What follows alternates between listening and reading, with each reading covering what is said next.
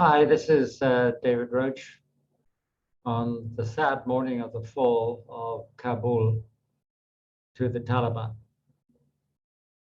The reason I'm doing this recording is because we have had a lot of questions about what does this mean.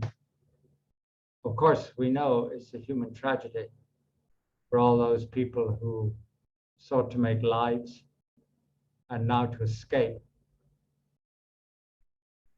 In other words, to have a happy or reasonable existence away from religious extremism, and in the final days, to get away from the same extremism. But it has failed. It's all the more extraordinary because it has failed in a week. And it is also extraordinary because the Taliban forces are estimated to be 80,000. And the Afghan military force is riven by corruption and incompetence, but including many, many brave people, were over 360,000. And yet collapse was really like a house of cards. Now, does this matter? Apart from the human tragedy of it, yes, it does matter. Why does it matter? Well, I think there are 5 reasons. The first reason is it demonstrates the incompetence of President Biden. He received the best advice from the Chief of Staff, who told him that without American support, the Afghan security forces could not hold the line for more than 90 days. It turned out to be considerably less than that. But the point is that the president was well aware of what he was doing and what the consequences were, and went on and did it anyway. There is no gain for the United States out of this, only losses. Any failed state regime like North Korea,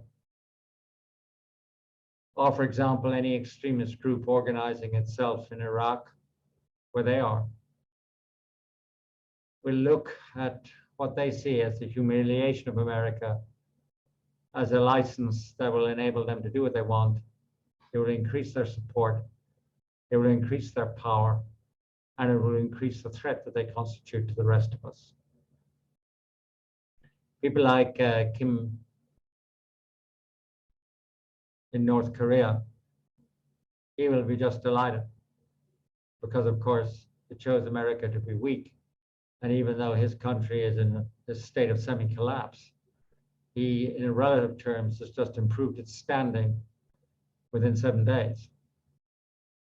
There's no sign of it collapsing. It is an absolute gift to Russia and China. Russia, because it's an opportunist kleptocracy, and it will take any weakness in America as an opportunity to increase its power and sway, whether it's over Ukraine or whether it's interference with its murders in Western democracies. It leaves it unchecked. More importantly, though, China is not a tin pot state. It's the 3rd largest, most powerful economy in the world. And the working hypothesis in Beijing is that the United States is a decaying system.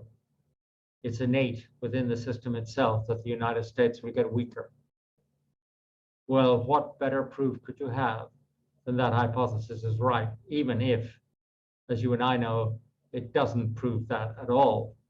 It just proves incompetence at the top. But you have handed a justification to Xi and China to go on behaving, reinforcing the nationalist fervor of its people and the anti-Americanism and the anti-democracy convictions of those people by simply saying, well, just look at America. Now it's not just about Black power, Black Lives Matter. It's not about policemen killing demonstrators. It's not about failure to control COVID. It's about failing to support a state which you promised to do, even if your long-term ability to create a civic society in Afghanistan was pretty unlikely in the first place.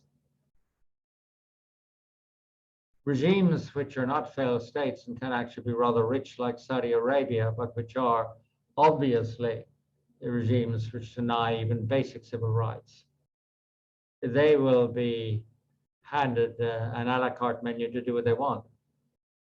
Why would they now say, okay, well, we have a new Biden, he's powerful, elected, and he has the force of American forces, defense forces, military behind him. We have to take instructions from him. They will now do exactly as they want. And as we know, the Saudi Arabian regime, MBS's regime, is a murderous regime. And it is now an empowered, even more empowered than it was, which was a lot, murderous regime. And then you come to the rebuilding of trust among the US's allies. Now, Trump, of course, demolished that with his approach to foreign policy, which is purely based upon trading, no sense of common cause, no ethical sense, and Biden was slowly rebuilding it. But obviously, trust is not furthered by the failure to live up to that trust, even in a small corner of the world like Afghanistan, which after all will have spillover effects, at the very least, on the whole of the Middle East, from Iraq to Lebanon to Libya.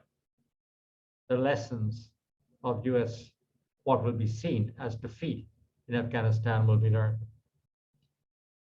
That does not make the world a better place, but it does not cause markets to collapse. The biggest implication for markets are that investors will see this as the start of the erosion of Biden's credibility as a mind, as a thinker, as a leader.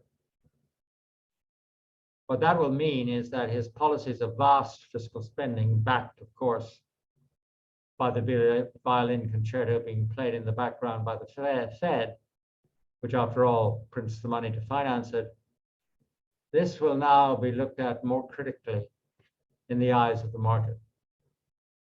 Because failure in one policy domain, which can be traced 100% to the failure of intelligence and perception of the president, is not a unique phenomenon.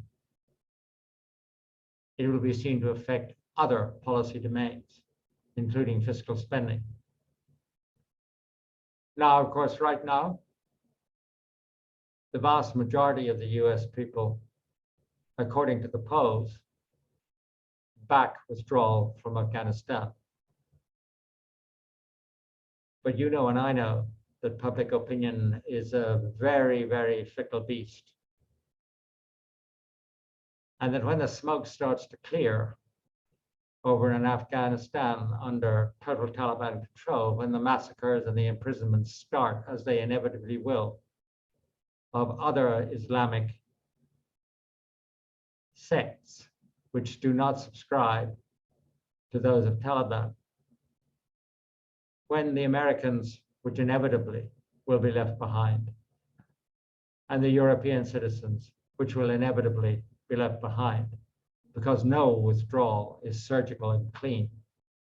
When these start to become hostages of extremists like the Taliban, public opinion can switch on a dime.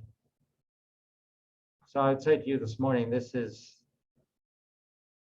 a lament, a dirge, for something that did not need to happen this way, which can be traced to a flaw in the leadership of the United States, but not the United States people or the United States military. And I think that by the effect on the sort of world we live on, and indeed, from a purely mercantile point of view and a materialistic point of view from our portfolios, will be material, but it will take time for the awareness that causes that to happen to take effect. Thank you for watching this.